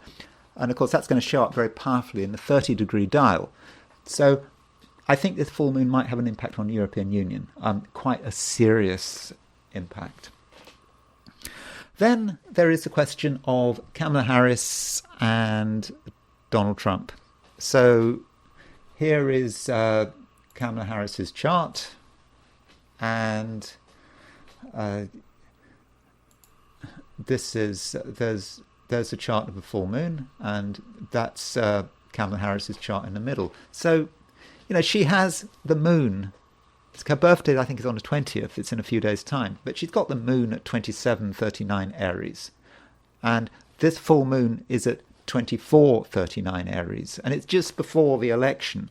So, in a general sense, I think that this full moon is important for her. And it's perhaps a time when she has to deal with the truth. And it's basically a reminder of who she is. And the whole potential, good or bad, of the full moon in her own chart is now going to be manifested with this full moon. As far as whether it impacts anything directly and personally in her chart, no, not really. not in the same way as it affects Donald Trump. But the fact that we've got the full moon right on just before her birthday means that it's kind of her lunar return. So if you look at this is Kamala Harris's lunar return, her pre-election lunar return, which actually today is the lunar return. Today's the day when the moon returns to where it was when Kamala Harris was born. And I suppose the main thing to say about this chart, aside from the fact that the moon is very close to, but it repeats the theme in her own natal chart, sun, moon opposition sun, is Uranus. She's got Uranus in the 7th house in this lunar return, but most importantly, Uranus is square the midheaven. So the midheaven is where she wants to go to, and you could say that Uranus represents some kind of a shock, perhaps. Then we have Donald Trump. Now, Donald Trump. I understand that people watching this video have very differing views on Donald Trump. Some people think he's wonderful. They think he's the savior of America. Other people think he's the opposite, that he is almost the devil incarnate. And I'm not here to say that Trump is a nice person. That's not my role. And a lot of what people say about Trump, a lot of the negativity about Trump relates to his treatment of women. Clearly, from what I understand, there are times when he's treated women pretty badly. I mean, for example, that whole thing with Stormy Daniels while his wife was had just given birth. I mean, that doesn't suggest to me great moral character, as far as I'm concerned. His statements about women and the treatment of women and his crudity, that doesn't sound good, does it? And then, of course, there's the whole abortion issue, and if I understand many women regard abortion as being really important, and what Trump has done with the Supreme Court, and you could argue he's packed the Supreme Court with justices who appear to be against abortion, although Trump would say that what he's doing, he has changed abortion. It's a matter of states' rights versus federal rights. I'm not giving any argument here. I'm not pushing one view or another, but you can see the narrative that both on a personal and a collective level, it could be argued that he's treated women badly. Don't worry, I'm just coming up. There's a reason I'm saying this. I'm not just saying this for the sake of it. There is an astrological reason for this. I'm coming on to it. But does that make him uniquely bad? I mean, I'm sort of reminded, there's that saying, what do they say? One death is a tragedy, a million deaths is a statistic, or whatever it is. Every president, or most presidents, do stuff that is horrible. Okay, Trump has, in his own personal life, has treated women badly. You could argue that what he's done to abortion laws is, it's up to you. That depends on your views. But I suppose you look at other presidents. George Bush Jr., George Walker Bush, getting involved in the Iraq War, 2003. 150,000 civilians were killed, I believe, as a result of the Iran-Iraq War. I mean, that is a massive thing to have got involved with. Lyndon B. Johnson, Vietnam War. Obama and Hillary getting involved in the Middle East, what they did in Libya, what their intervention in Syria. I would have said hundreds and hundreds of thousands of people have been died and misplaced because of that. And so, being president, you do bad stuff. And I don't think that anything Trump has done, either on a personal level, and of course on a personal level his treatment of women, I suppose you could say, well, look at JFK and even Bill Clinton. I think we kind of focus too much perhaps on the personal level, looking at the individuals, when you actually need to look at presidents in terms of the wider sense of all the people that suffered, not just in America, but around the world because of them. And I'm just not convinced that Donald Trump is uniquely evil there. But anyway, that's kind of my view, my perspective. It's not to say that he's a nice person, but people who become presidents they all do bad stuff. Bill Clinton? He executed someone when he was governor of Arkansas. He had to execute someone who had lobotomized themselves. Bill Clinton. It was important electorally to order the execution of someone who only had half a brain, didn't even know what was going on. So if you want to be president, you have to do bad stuff, and presidents do bad stuff. And I don't think that Donald Trump is particularly exceptional in his badness, or indeed in his, you could say in his goodness. I don't think there's anything exceptional about Trump from a moral sense compared with other presidents. But anyway. Here's Donald Trump's chart. Now, the concept of Donald Trump and women is very important. I mean, we can see it in his chart. This does link with the full moon. I'm coming on to it, don't worry. And so here's Donald Trump. He's got Venus-Saturn conjunction. Here is Venus-Saturn conjunction. Here is the possibility of someone who mistreats women. Easy astrology. That's obvious. And if you're interested in hypothetical planets, the situation is even worse. So Hades. The Hades is a planet of sleaze and garbage and criminality and just treating people, perhaps treating women badly. And if we look at his hypothetical planets and we put the hypothetical planets on, look at Trump's Hades. Trump has got his Hades at 25-24 Aries, and his Venus is at 25-44 Cancer. So he's got Venus exactly square his Hades, and I think that just sums it up. I mean, that just sums up how he has treated women, and in his own life, and I think it's fairly uncontroversial that in the past he has treated women badly.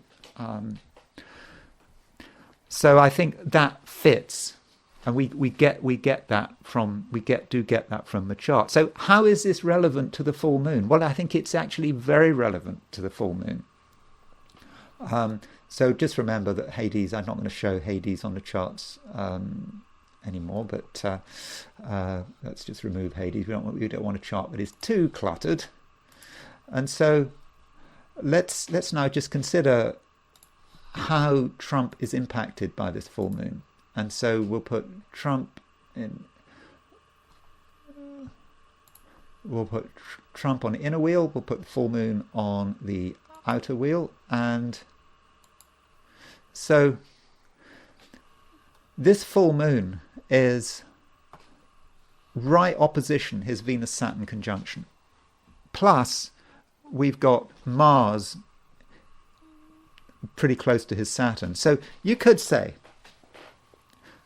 this full moon hitting his Venus-Saturn, it's actually on his Venus-Saturn midpoint. Now, if you are an opponent of Trump, if you regard Trump as being a horrible person and you're concerned about his treatment of women, you might look at this chart and you say, he's going to get his just desserts.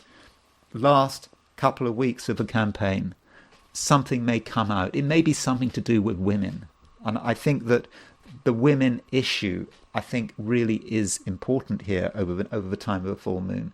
Okay, you could say that, I know that some people are concerned about him being assassinated or whatever, or another attempt. I mean, he's always at risk at the moment of assassination, regardless of his full moon, because Uranus is square his Mars. It's going to be there squaring his Mars between now and the election. That's not going away. And okay, you could say Mars on his Saturn, Mars approaching his Saturn over the next few days. That could be difficult for him. And yes, there could be some revelation about women.